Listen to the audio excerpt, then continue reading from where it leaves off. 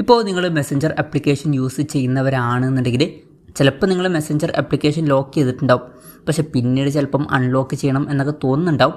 അപ്പം ഈ ഒരു വീഡിയോയിൽ നമ്മൾ നോക്കാൻ പോകുന്നത് മെസ്സഞ്ചർ ആപ്ലിക്കേഷൻ എങ്ങനെ ലോക്ക് ചെയ്തിട്ടുണ്ടെങ്കിൽ അത് അൺലോക്ക് ചെയ്യാം എന്നുള്ളതിനെ കുറിച്ചിട്ടാണ്.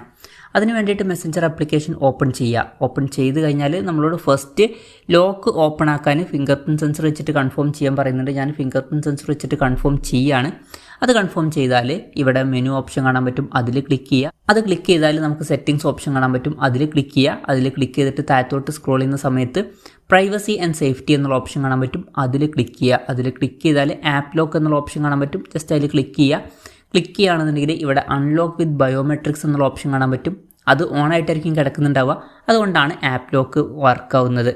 ഇനി ഇത് വേണ്ടാന്നുണ്ടെങ്കിൽ ജസ്റ്റ് ഓഫാക്കി കൊടുക്കുക. അതിനുശേഷം നമ്മളോട് ലോക്കും കാര്യങ്ങളൊന്നും ചോദിക്കില്ല. അതിനുശേഷം ബാക്ക് അടിച്ചിട്ട് നമ്മൾ വീണ്ടും പുറത്തു പോയിട്ട് വീണ്ടും മെസ്സഞ്ചർ ആപ്ലിക്കേഷൻ ഓപ്പൺ ചെയ്യുകയാണെന്നുണ്ടെങ്കിൽ ഇപ്പം നമുക്ക് ആ ലോക്ക് കാണാൻ കഴിയുന്നില്ല.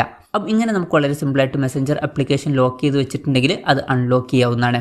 ഈ ഒരു വീഡിയോ നിങ്ങൾക്ക് യൂസ്ഫുൾ ആയി എന്ന് വിചാരിക്കുന്നു. എന്തായാലും ഈ ഒരു വീഡിയോ പറ്റിയിട്ടുള്ള നിങ്ങളുടെ ജെന്യുവൻ ആയിട്ടുള്ള അഭിപ്രായം ജസ്റ്റ് ഒന്ന് കമൻറ്റ് ചെയ്യുക. അതുപോലെ തന്നെ ഇതുപോലുള്ള വീഡിയോസ് ഇനിയും കാണാൻ താല്പര്യമുണ്ടെന്നുണ്ടെങ്കിൽ ഈ ചാനൽ സബ്സ്ക്രൈബ് ചെയ്യാവുന്നതാണ്.